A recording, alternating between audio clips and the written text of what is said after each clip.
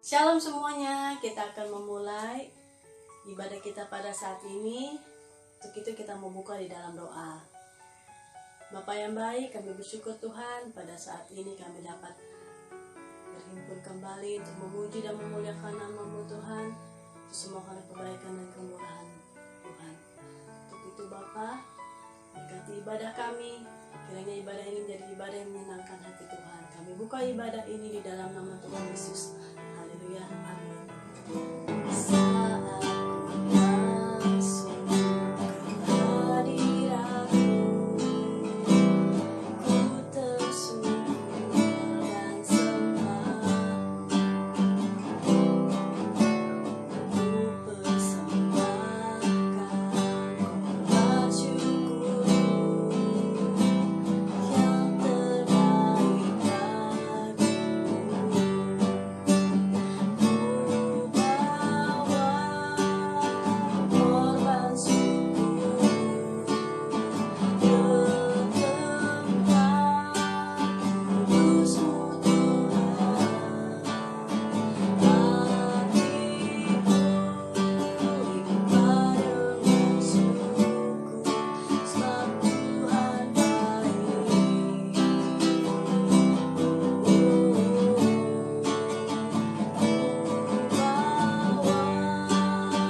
Korban syukur ke tempat kudus-Mu Tuhan. Hatiku ikut padamu syukur, sebab Tuhan baik. Sebab Tuhan baik, sebab Tuhan baik, sebab Tuhan baik. Sebelum kita mendengarkan firman Tuhan, marilah kita berdoa terlebih dahulu.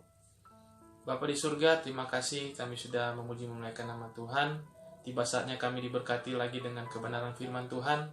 Pakai hamba-Mu dan kami semua yang mendengarkan firman Tuhan, oleh Roh Kudus-Mu memberkati, mengurapi kami semua, sehingga kami mengerti kebenaran firman-Mu dan bisa melakukannya dalam kehidupan kami setiap hari. Siaplah kami untuk diberkati, dalam nama Tuhan Yesus kami sudah berdoa, haleluya, amin. Kita akan membahas 7 prinsip firman Tuhan yang kita temukan di setiap hari dalam kehidupan kita. Sebelumnya kita akan baca dulu di dalam kitab Ulangan pasalnya yang ke-30 ayat yang ke-19. Firman Tuhan berbunyi, "Aku memanggil langit dan bumi menjadi saksi terhadap kamu pada hari ini. Kepada kamu ku perhadapkan kehidupan dan kematian, berkat dan kutuk. Pilihlah kehidupan supaya engkau hidup, baik engkau maupun keturunanmu." Setiap kita punya kebebasan untuk memilih, bahkan Tuhan tidak memaksakan kita untuk mengikutinya. Tuhan hanya memberikan undangan untuk marilah kepadaku semua yang berbeban berat dan berletih lesu. Tapi setiap pilihan kita ada konsekuensinya. Ketika kita memilih kebenaran, tentunya janji firman Tuhan menjadi bagian kita. Kalau kita memilih keinginan diri sendiri, maka apa yang kita alami, apa yang kita rasakan sesuai dengan apa yang kita pilih. Yang pertama, pilihan itu dalam 7 prinsip Alkitab, biasanya setiap hari kita dihadapkan dengan pilihan menabur dan menuai. Dalam kehidupan kita mau memberi atau kita mau diberi. Biasanya orang lebih suka untuk diberi, tapi kita diajarkan firman Tuhan untuk perbanyaklah menabur, satu waktu kita akan menuai apa yang kita tabur. Dan yang kedua, biasanya orang akan lebih mementingkan akan dia lebih menang daripada dia mengalah. Dan prinsip yang kedua adalah kita mengalah untuk menang.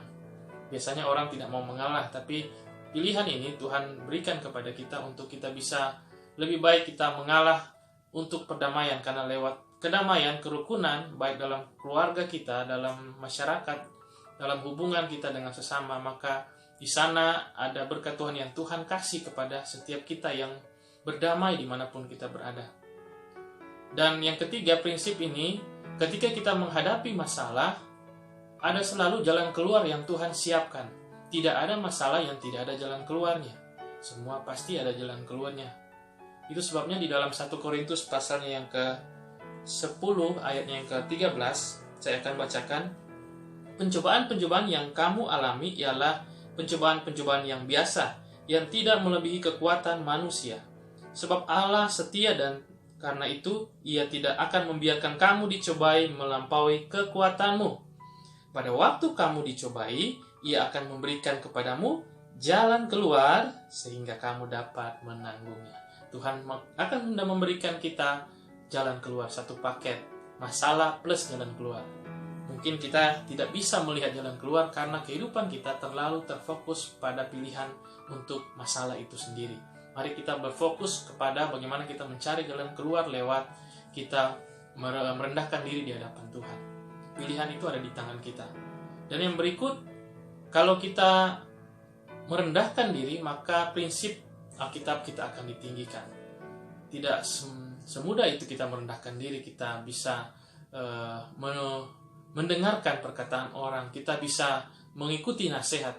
Karena biasanya orang mau untuk berbicara, orang mau untuk menunjukkan siapa diri dia. Nah, prinsip firman Tuhan ini kita bisa lihat di kehidupan kita sehari-hari. Alkitab dengan jelas katakan kalau kita merendahkan diri, kita sendiri akan ditinggikan oleh Tuhan. Kalau kita yang meninggikan sendiri, maka lawan kita adalah Tuhan. Tuhan sendiri akan merendahkan kita. Dan yang kelima, prinsip firman Tuhan, kalau kita mencari Tuhan, kita akan mendapatkan.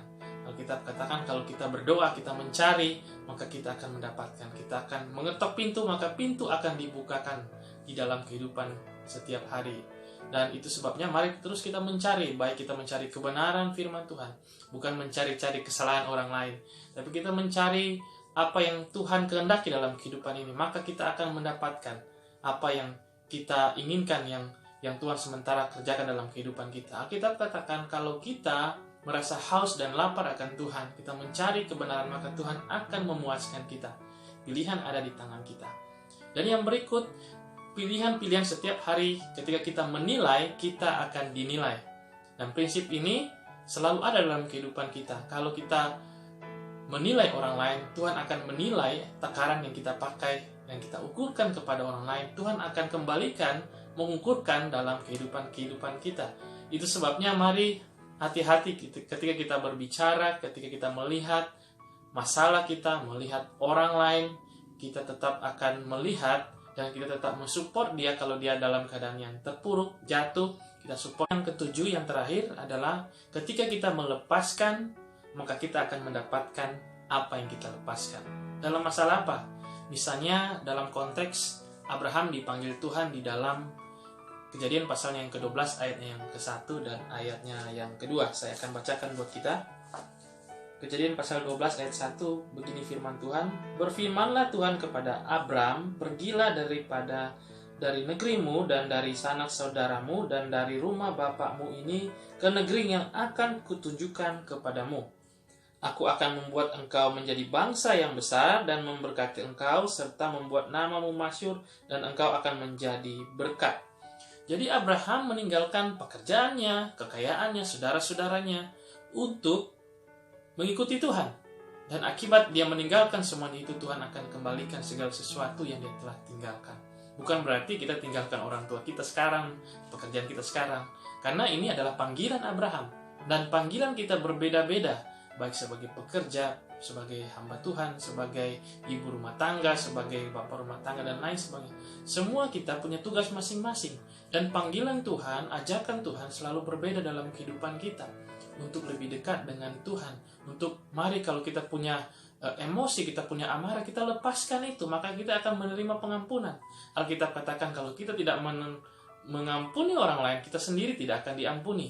Bahkan doa-doa kita tidak akan dijawab oleh Tuhan. Itu sebabnya prinsip kebenaran firman Tuhan ini kita lakukan dalam setiap kehidupan kita dari hari lepas hari. Maka saya percaya janji firman Tuhan akan menjadi bagian kita. Karena kalau kita tidak bisa berdiri di tengah-tengah, Yakobus pasal yang pertama ayat yang ke-8 dikatakan bahwa orang yang mendua hati tidak akan tenang di dalam hidupnya. Nah, kita akan gelisah, kita akan galau kalau kita mau ke kiri atau ke kanan. Tapi marilah kita pilih hidup seperti kebenaran firman Tuhan yang kita baca di awal tadi. Kita pilih hidup, kita pilih berkat. memang tidak semudah apa yang kita ucapkan. Tetapi mari kita belajar dari hal-hal kecil. Kita mengampuni dari orang-orang yang ada di sekitar kita. Kita belajar untuk mengasihi orang-orang yang ada di sekitar kita. Maka saya percaya taburan-taburan kita, apa yang kita berikan, kita lakukan sesuai kebenaran firman Tuhan, maka janji firman Tuhan menjadi bagian kita. Demikianlah ketujuh prinsip kebenaran firman Tuhan. Masih banyak juga yang terdapat di dalam firman Tuhan, prinsip-prinsip kerajaan Allah. Tetapi ini yang saya bisa bahas untuk menutup ibadah kita. Bapa di surga, terima kasih kami sudah merenungkan kebenaran firman Tuhan untuk kami bisa jadikan kebenaran dalam kehidupan kami dari hari lepas hari. Itu sebabnya mampukan kami untuk melakukan prinsip-prinsip kebenaran firman-Mu ya Tuhan. Supaya janji-janji firman-Mu menjadi bagian kami, bahkan bukan hanya bagi kami, tapi kepada anak-anak kami, cucu kami, keturunan kami, Engkau pasti memberkati. Mampukan kami lewat Roh Kudus-Mu, dan ajarlah kami untuk melakukan setiap hari apa yang Kau ajarkan dalam kehidupan kami. Mengucap syukur ya Bapa di surga, kami akan menutup ibadah ini di dalam nama Tuhan Yesus. Engkau memberkati setiap pendengar yang melihat akan tayangan ini, sehingga dimanapun mereka berada, mereka merasakan Engkau hadir bersama-sama dengan mereka, dan apapun pergumulan mereka, kami percaya ya Tuhan, Engkau sementara menjadikan jawaban dalam kehidupan mereka. Mengucap syukur dalam nama Yesus, kami sudah berdoa menutup ibadah ini. Haleluya. Amin. Tuhan Yesus memberkati kita sekalian, dan bye-bye.